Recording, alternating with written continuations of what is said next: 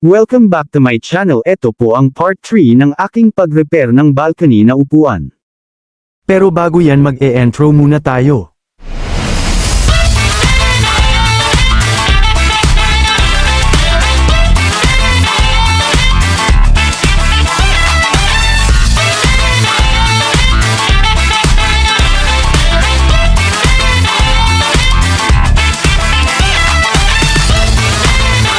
Sa video na ito ay maglalagay ako ng L na bakal at nagtambak na rin ako ng mga binakbak kong mga semento sa loob ng bakal na beam na upuan.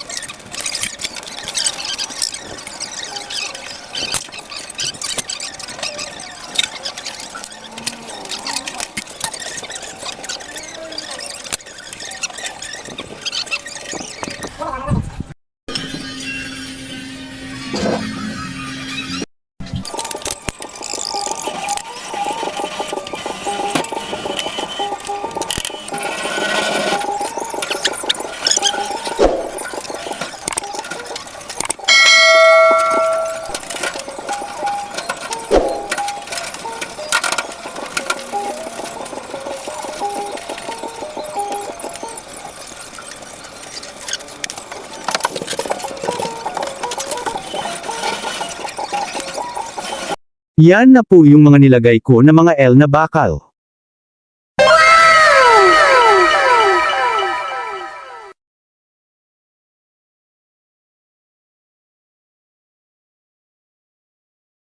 Oh my God!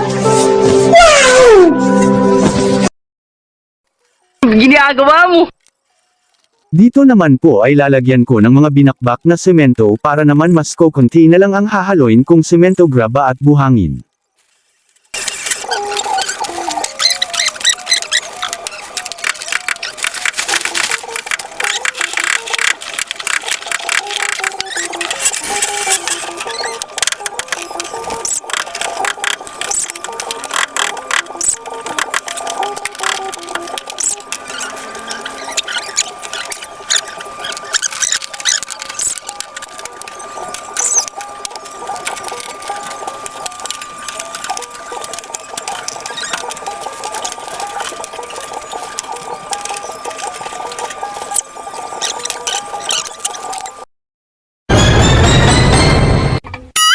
Sana all.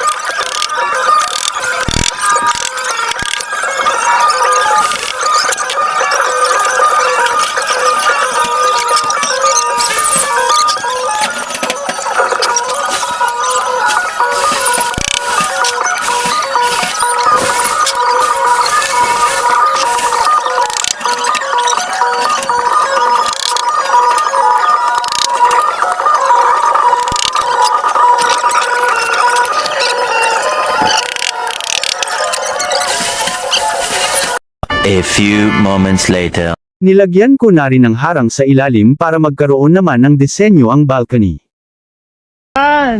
Wow!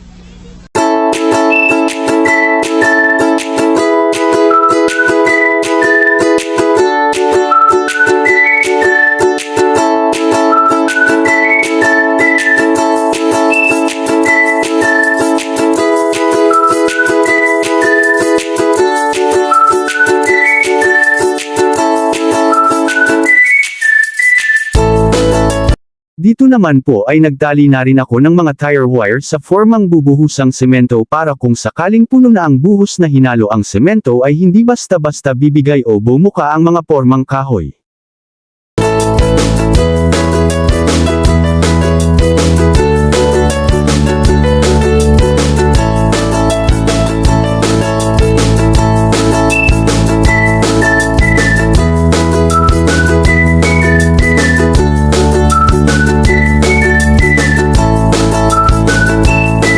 Yan po yung babuhusan kong hinalong semento, sobrang haba po yan kaya kinakailangan kong tambak ka ng tinibag-tibag na mga semento.